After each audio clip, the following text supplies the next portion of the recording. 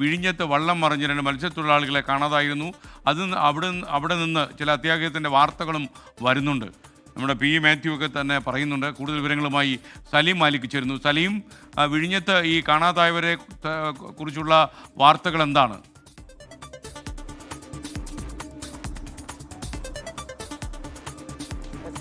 തിരുവനന്തപുരത്ത് അങ്ങനെ വ്യാപകമായ രീതിയിലുള്ള അപകടങ്ങളും നാശനഷ്ടങ്ങളും സംഭവിച്ചിട്ടുണ്ട്. വിഴിഞ്ഞത്ത് 2 മത്സ്യത്തൊഴിലാളികളെ കാണാതായി അവർക്കായുള്ള തിരച്ചിൽ തുടരുകയാണ്.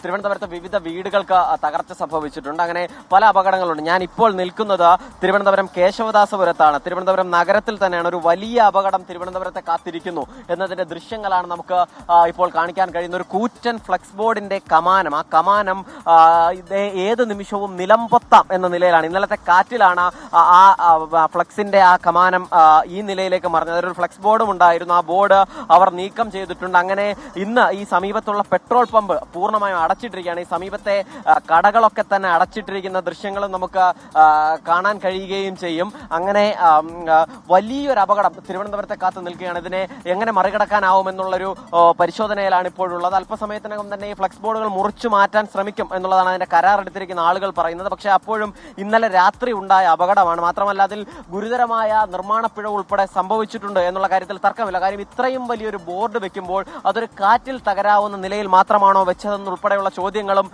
ഉണ്ട്. ഇപ്പോൾ ഈ പെട്രോൾ പമ്പിലെ ജീവനക്കാരൻ നമ്മോടൊപ്പം ചേരുകയാണ്. ചേട്ടാ, പേരെന്താ? ഇത് എപ്പോഴാണ് സംഭവിച്ചത്? ഇന്നലെ ഒരു 7:15-7:30 കാറ്റിലും മഴയിലും ആണ് സംഭവിച്ചത്. ഒരു വലിയ അപകടമാണ് കാത്തിരിക്കുന്നത്. തീർച്ചയായിട്ടും വലിയൊരു അപകടം തന്നെയാണിത്. അപ്പോൾ തന്നെ ഇത് കണ്ട ഞങ്ങൾ അപ്പോൾ തന്നെ ഇലക്ട്രിസിറ്റിക്കാരെയും ഫയർഫോഴ്സുകാരെയും പോലീസ് സ്റ്റേഷനിലും വിവരം അറിയിച്ചിട്ട് ഞങ്ങൾ ഇവിടുത്തെ പ്രവർത്തനം നിർത്തിവെക്കുകയായിരുന്നു ചെയ്തത്. ചങ്ങലയിട്ടു ബാക്കിയുള്ള 5-6 കസ്റ്റമറിനെല്ലാം പറഞ്ഞു നിർത്തിയിട്ട് അപ്പോൾ തന്നെ തൽക്ഷണം ഞങ്ങൾ ഇവിടുത്തെ പ്രവർത്തനം നിർത്തിവെച്ചു.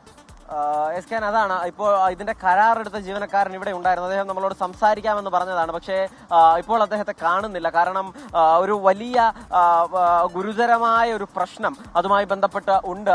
നിർമ്മാണ പിഴവിൽ ഉൾപ്പെടെ ഉണ്ട് എന്നുള്ളതാണ്.